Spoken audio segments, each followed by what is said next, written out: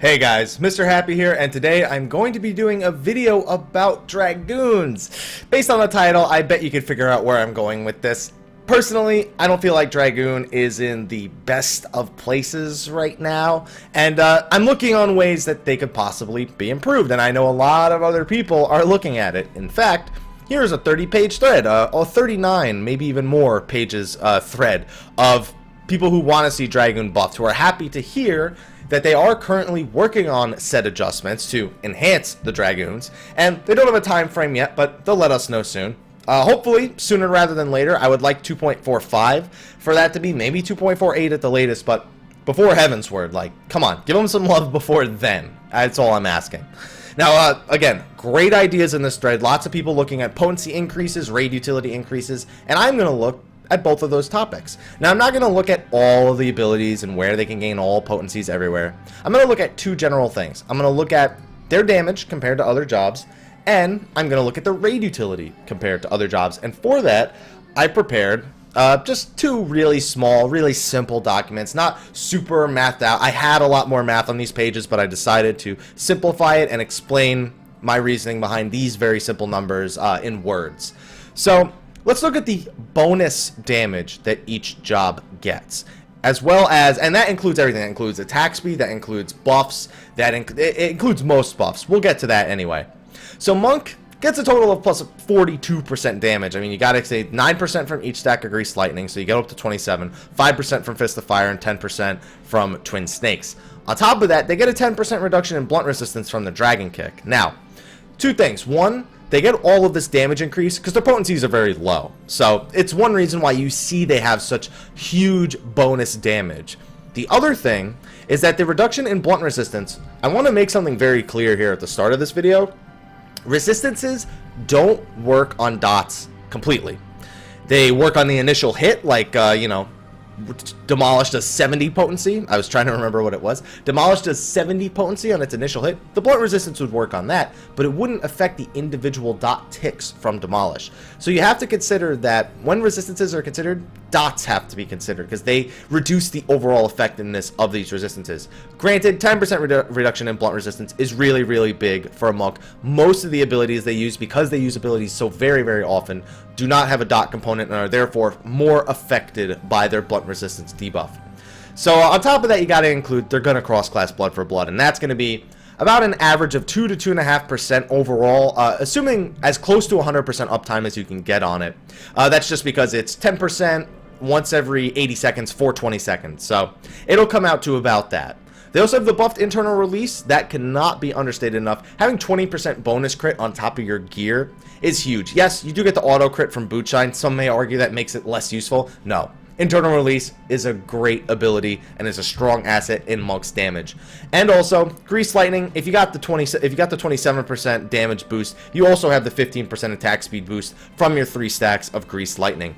And maintaining those stacks is really the most important thing, but that is a huge amount of damage and attack speed both combined in one set of abilities. Now, with that out of the way, let's move on to the next job. Ninja. Brand new job, but it's got to be considered.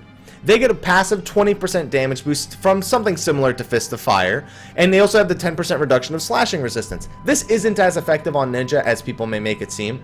It doesn't work on your Shadow Fang, it doesn't work on your Mutilate, and most importantly, it doesn't work on your Ninjutsu, your really heavy-hitting Raiton Ninjutsu or Suiton. Granted, it does work on Trick Attack and Dancing Edge, and those are two huge components of your damage. So, not that it's useless, but it does have its drawbacks compared to Monk. I feel like Monk's blunt resistance is a little bit more useful than Ninja's slashing resistance in terms of damage increasing.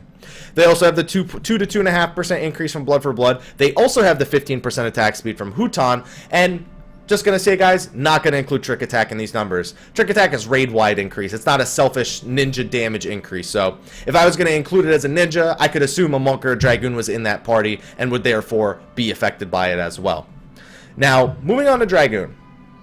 They have a 15% damage increase from their Heavy Thrust, and they have their 10% reduction of piercing resistance from Disembowel. Not that big compared to the other jobs. Had to go silent there for a second, just let that sit in. They do have a buffed Blood for Blood. It's 30% more damage for 20 seconds every 80 seconds, which plays out to about 7.5 maximum overall DPS increase, closer to like 6.5 to 7.5, but regardless, it is a DPS increase and must be considered. They have no bonus attack speed, which makes sense. Thematically, they're slower, heavier hitters. Makes sense, right? That's why their potencies are higher than monks. That's why their potencies are, for the most part, not all of them, higher than a ninja's. But we gotta look at a few things. One, heavy thrust and disembowel are locked behind position-reliant combos. Heavy thrust is on its own, and you have to get impulse stride before disembowel. Second, their potencies aren't all too much higher, really. Yes, I know, full thrust, 330 potency. That is their big one. Ninja's got a 400 potency attack on a 1-minute cooldown, and their combo ender is a 320 potency attack. Their dots also, while they do a lot of damage, have a lower potency per second, or about equal to monk and ninjas. I mean, I believe I calculated it out to monks had like a 26.6 or something like that, a potency per second on demolish, and dragoons were like 26.4 or something like that on phlebotomize. And chaos thrust was like 24.4 or something like that. I don't know. I had the numbers here before. But overall, they might have higher potencies, but they don't have enough damage bonus to offset the lack of attack speed. The lack of attack speed is really what separates this job from the rest. Because they don't have huge damage buffing numbers, and they don't have the attack speed, that 15% attack speed bonus really does make the big difference. Why you will most of the time see other jobs pulling more DPS than a Dragoon, on top of the difficulty it can be to maintain their damage over a period of time.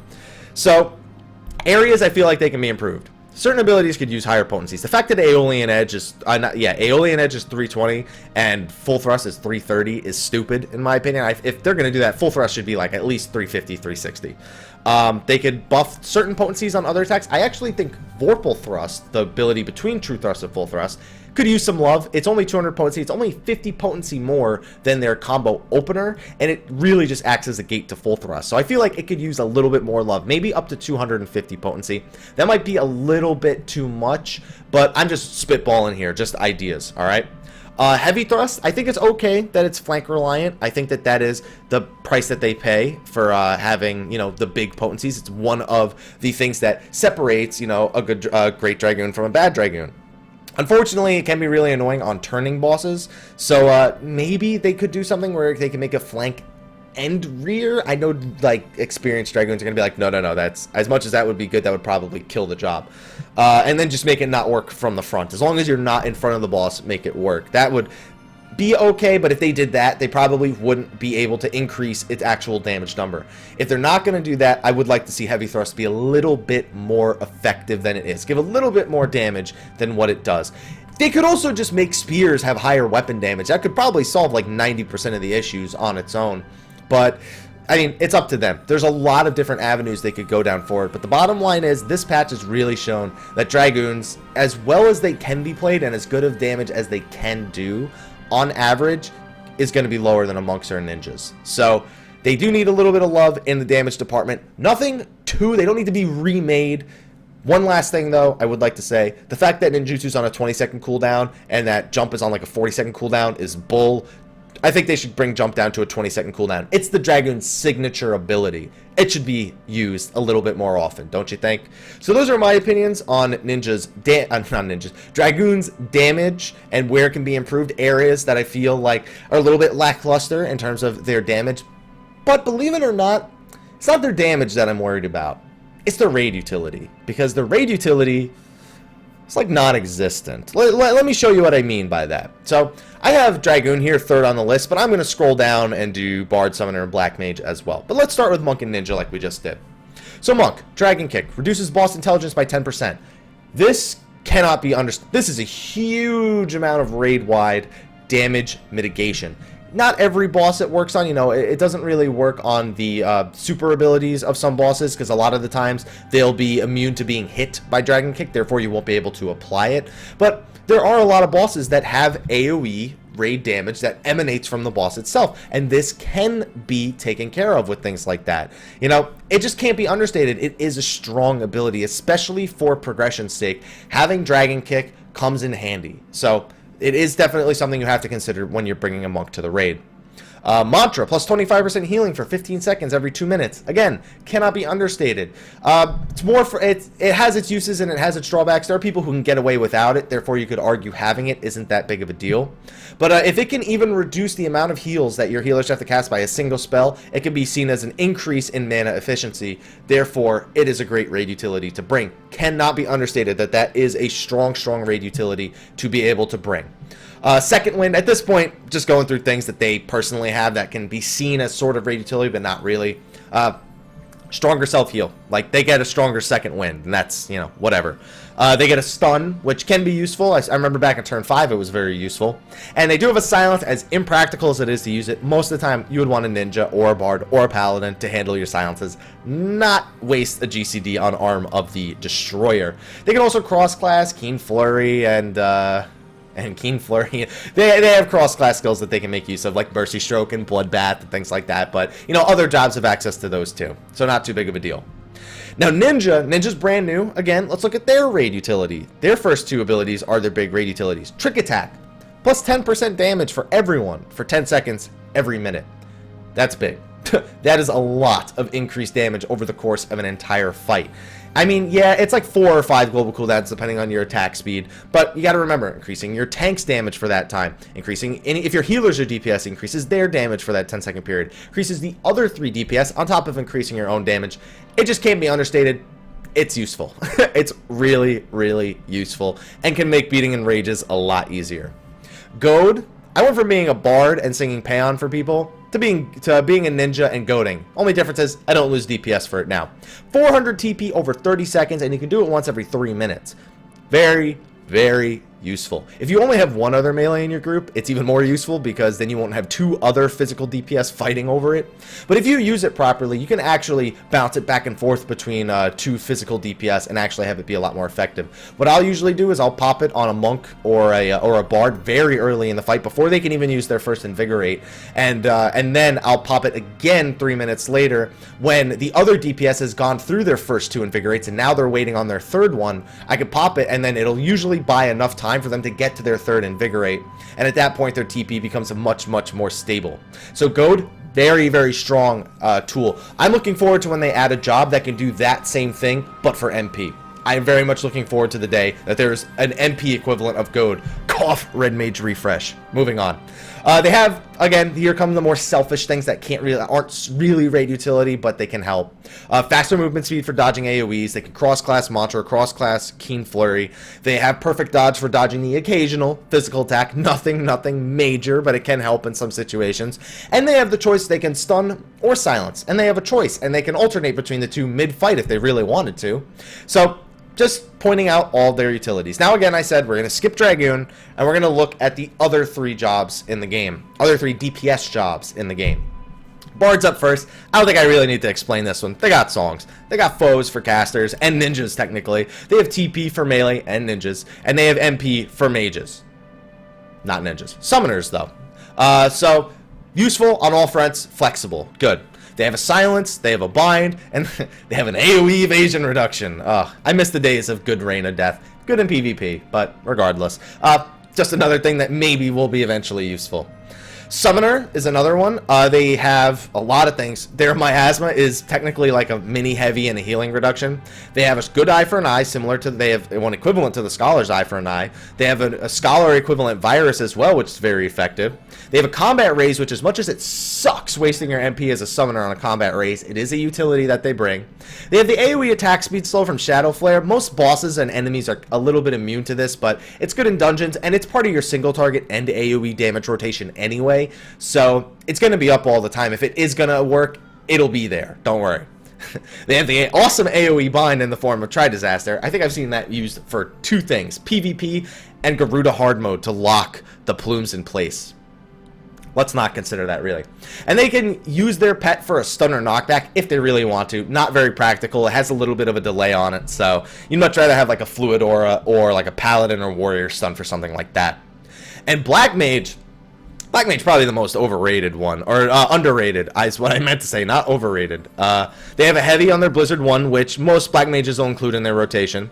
They have 2 AoE binds, one around them, one that they can place, not to use, mostly a PvP thing, but still there. They have the AoE sleep, which after the low levels doesn't get used all too much. It has its occasional, its occasional use, but it's, again, kind of not used so often. Mana Ward is a big one. Reduces, it gives them a 30% damage shield, I believe, to magic. It's based on 30% of their HP, which, you know, about this time, you know, Black Mages are getting to like 5,000, 6,000, so it's about 1,500 to 1,800 HP. It's big. I mean, if you're gonna die from a hit, it's gonna save your life if it's magic damage, and you would have died if you didn't have that extra shield. So, can't be underrated. It is very, very good for staying alive, especially in progression-based content. Mana Wall also, I'm including it because I included Perfect Dodge, but this ability has been useful for a long time. Having Black Mages stand out to draw away dive bombs in turn 5 was one of the first really big uses for it. Being able to ignore landslides from Titan on occasion. It's good for things like that. And again, I consider that raid utility. It's something that allows your Black Mage to sit there, do more damage, and it's just good.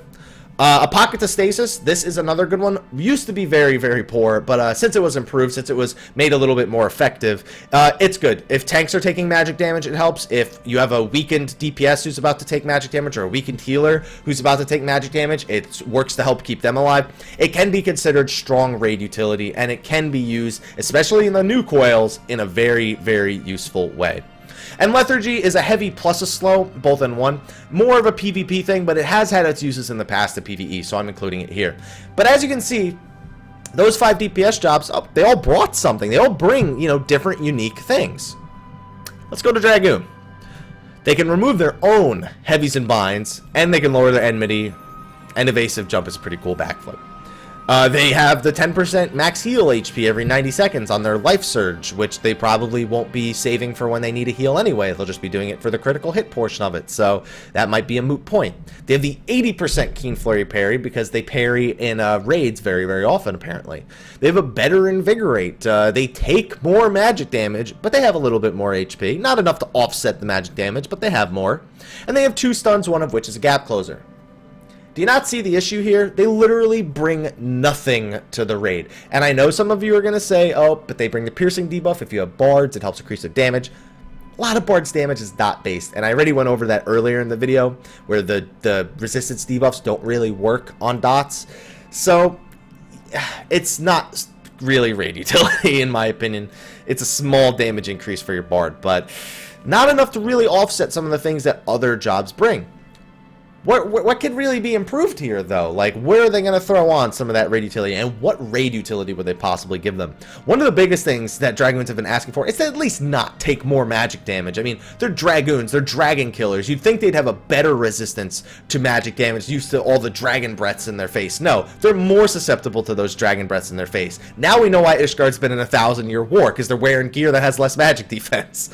So, it's, I don't know where they could really, get some raid utility. Maybe their Invigorate could give like 100 TP in an AoE.